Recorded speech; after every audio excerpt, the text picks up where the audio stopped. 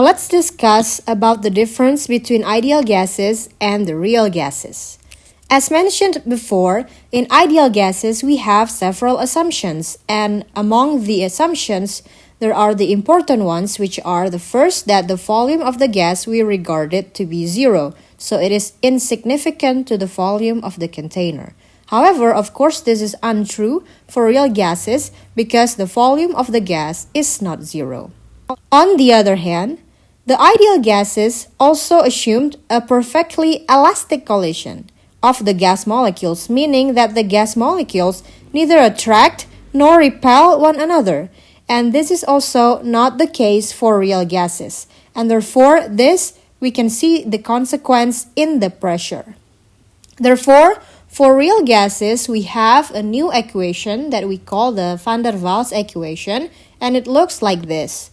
P plus AN squared divided by V squared, and this is multiplied by V minus NB, and this is the one that is equal to nRT. Note that if we have A and B equal to 0, that means we will get the P, V, and RT, and that is the ideal gas equation.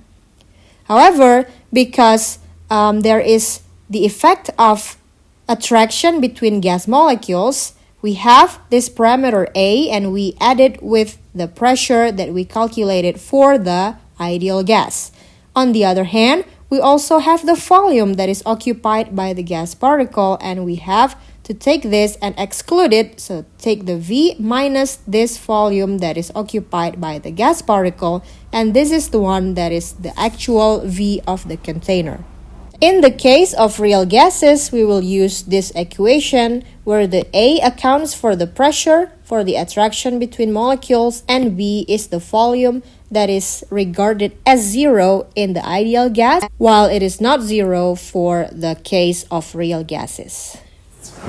Here we are looking at the van der Waals constants for several common gases. So we have the A in the unit of ATM, liter squared divided by mole squared, and the B in the unit of liter over mole.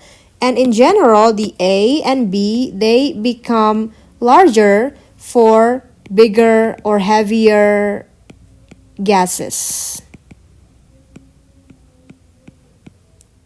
And this is due to the bigger or heavier gases occupying bigger volume and also having stronger attraction between their molecules.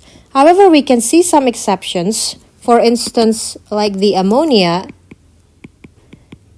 HF, and H2O, even though they are all relatively smaller gases, the value of A is relatively large. As you can see in here, there, and there. And this is due to what we call the hydrogen bonding that causes very strong attraction between the gas molecules in the case of ammonia, HF, and H2O. We will discuss hydrogen bonding in the later chapter.